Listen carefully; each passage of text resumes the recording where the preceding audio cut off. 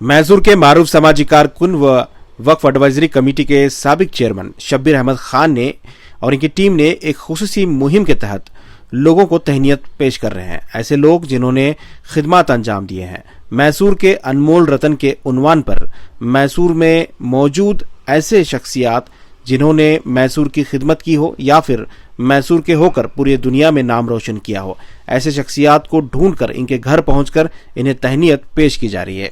इसी कड़ी के तहत सैयद शकीबुर रहमान इंजीनियर के घर पहुंचे। सैयद शकीबुर रहमान जो कि एक इंजीनियर हैं और साथ ही ये कई बड़े ओहदों पर फाइज रहे हैं।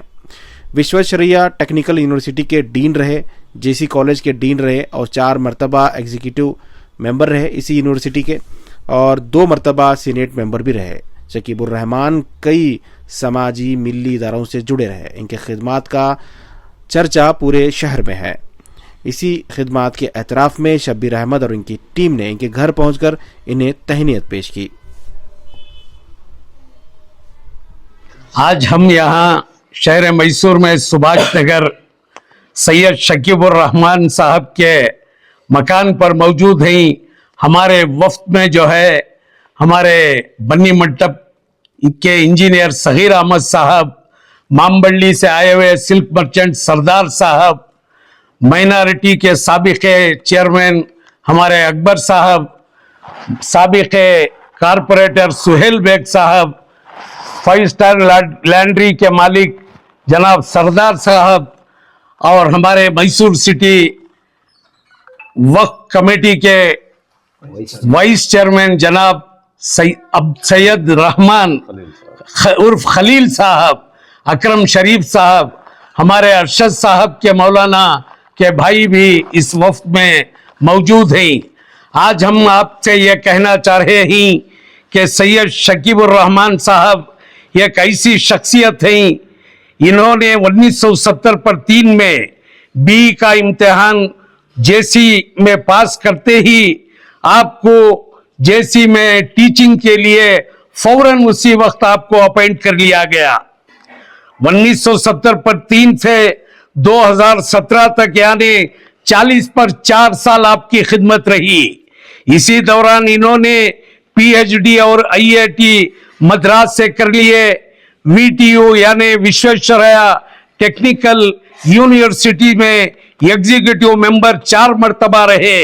ये अपने आप में एक रिकॉर्ड है। वीटीयू में 2 मरतबा अकादमी के सेनेट मेंबर रहे, 1 मरतबा डीन बने।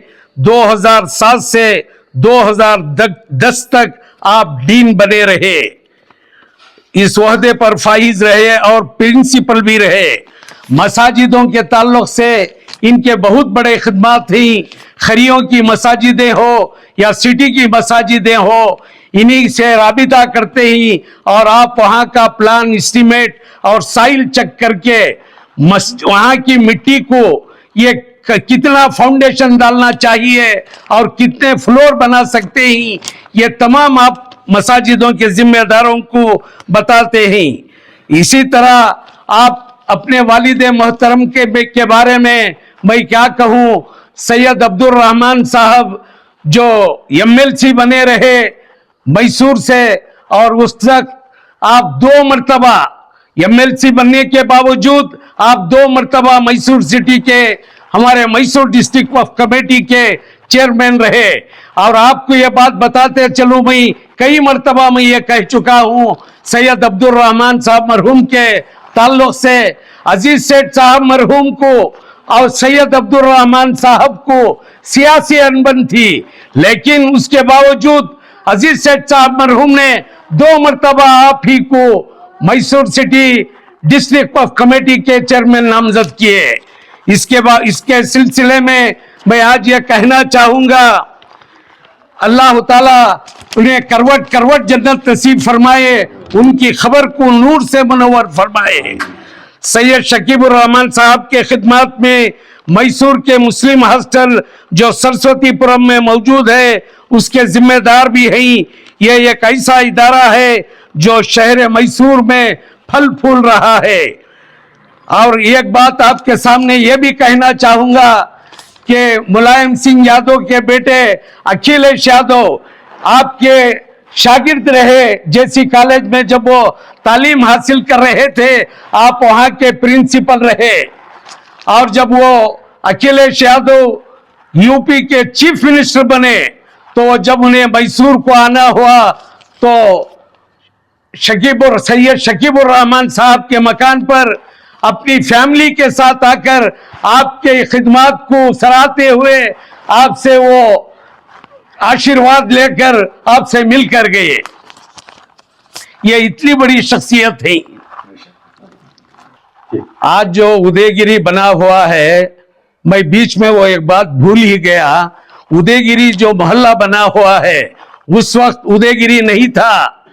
जब आप इसके सिटी इंप्रूवमेंट ट्रस्ट बोर्ड के मेंबर रहे आप सैयद अब्दुल रहमान साहब मरहूम ने हमारे मुसलमानों को घर घर जाकर अलॉटमेंट, ब्लैंक अलॉटमेंट देकर आप थोड़े थोड़े पैसे करके बांध लीजिए, एक दिन आप मुझे याद करेंगे इंशाअल्लाह। उसी तरह आज जो उदयगिरी घनी मुस्लिम आबादी वाला इलाका बना है, इन्हीं की कोशिश और काविशों का नतीजा है। और आपके नाम से सैयद अब्दुल रहमान रोड जो खुबा मस्जिद को बिल्कुल सीधे जाता है, उसका नाम भी आप ही के नाम से रखा गया है।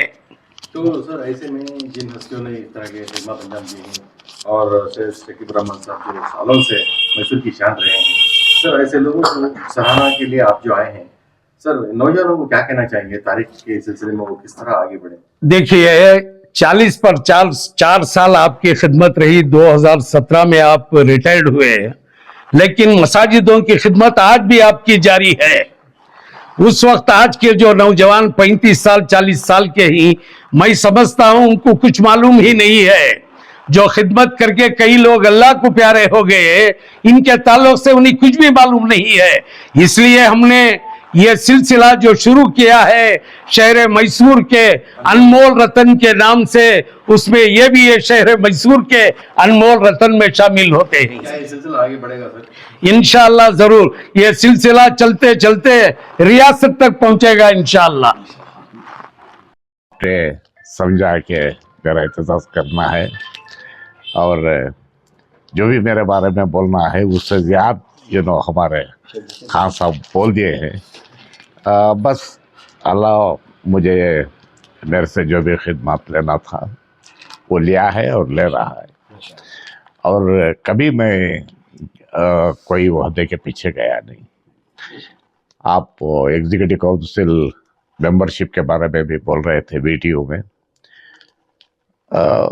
मैं आपसे सही बात बोल रहा है तो पहले 2 मरतबे जो हुआ भाई वो ऐसे ही बिल्कुल मेरी नॉलेज के बगैर ही मुझे आठ रहा था। और जब दूसरे बार 2 मरतबा बना मैं, तब जो वाइस चांसलर हुए थे प्रोफेसर करी सिद्धप्पा साहब, वो मेरे घर आए और मेरे से इजाज़त लिए, आप मेरे साथ रहना, आपको मैं एग्जीक्यूटिव काउंसिल मीटिंग में लेता हूँ तो आपको कोई शिकायत नहीं ना। बोलते अरे क्या भाई खिदमत करने में कैसी है। वो 6 साल रहे, 2 टर्म, और 2 टर्म भी मुझे एग्जीक्यूटिव काउंसिल में ली, और 2 टर्म जैसा आप खान साहब बोले वो एकेडमिक सेनेट में भी रहा, उसी दौर में मैं डीन भी रहा। मेरा बोलने का मतलब यह है कि जो भी मौका मुझे आए खिदमत करने के, मैं क्या हूँ, और कोई भी मैं पूछ कर मुकाम नहीं लिया। एक मर्तबा वो हमारा कर्नाटका स्टेट टेक्निकल एकेडमी बोल के है, कर्नाटका स्टेट की बेंगलोर में है वो एक वक्त मैं बाहर था, कंट्री के बाहर था, और जब मैं वापस आया तो मैं कभी भी बोलता पुराने पेपर्स रख के रहो, कुछ फुर्सत के खुद देखेंगे न्यूज़ क्या रहती है। तो मुझे खुद ताज्जुब हुआ कि उसमें मेंबरशिप में मैं भी एक हूँ। हाँ, KSTA बोल के, कर्नाटका स्टेट टेक्निकल एकेडमी। खैर बस ऐसे ही मौके मिलते थे। और अभी हॉस्टल की जिम्मेदारी है, एमईएस की जिम्मेदारी है, इंशाल्लाह निभा लेकर जाएगी जब तक सेहत साथ देंगी, अल्लाह के फजल करम से करेंगे। सर आपका एक तालीमी जो ग्राफ है वो एक बड़ा शानदार आपके ग्राफ है सर, और लोग आपको एक आइडियल मानते हैं, तो नौजवानों को क्या कहना चाहेंगे सर कि वो आगे किस तरह बढ़े? नौजवानों को जो है पहले उनके एजुकेशन के ऊपर कंसंट्रेट करना, और हमारे बहुत सारे नौजवानों को जो है कहाँ पर क्या अपॉर्चुनिटीज है ये नहीं मालूम है, तो हमें कंटिन्यूसली जो है एक हमारे इदारों की तरफ से ये नौजवानों की काउंसलिंग करना बहुत जरूरी है, समझे ना। काबिलियत रखते हो ना, मगर उनको नॉलेज नहीं है कि क्या कौन से स्टेज में क्या काम करना है, समझे ना। अब वो दूसरी चीज जो है, हमारे बच्चे आजकल मैं क्या देख रहा हूँ कि ये गलती कर रहे हैं। अब फॉर एग्जाम्पल मेरे पास जो भी इंजीनियरिंग में जमने के लिए मेरी राय लेने के लिए आते हैं,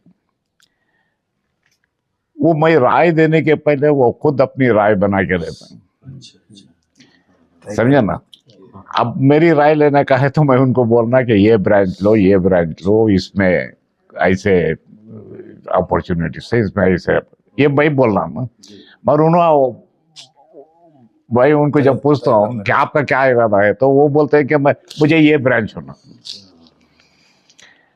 तो अब क्या है, एक आर्टिफिशियल डिमांड क्रिएट हो जा रहा है, समझे ना।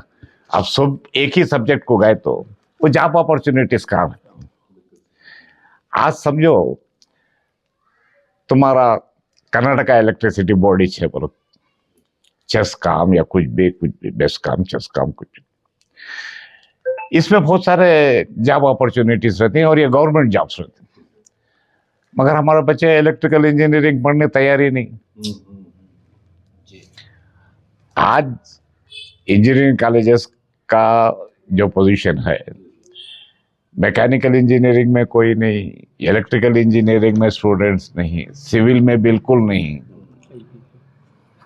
समझे ना। ये आगे बढ़कर जो है 5 साल 10 साल के बाद इसमें सडन एक डिमांड डेवलप हो जाता जी।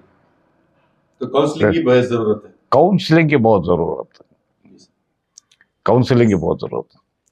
कभी कभी मेरे से कुछ लोग आते हैं, बोलते हैं कि मैसूर में क्यों नहीं हमारे कौम की एक इंजीनियरिंग कॉलेज होना। मैं उनको बोलता हूँ नहीं, इंजीनियरिंग कॉलेज जो है चलाना इतना आराम का नहीं है, और करना क्या है, आपको काउंसलिंग सेंटर्स रखना जी। अब हमारे इदारे हैं, समझो मेस्को है, एमईएस है, मैजेस्टिक स्कूल है, सब जगह एक एक सेंटर बना लिया तो काउंसलिंग का।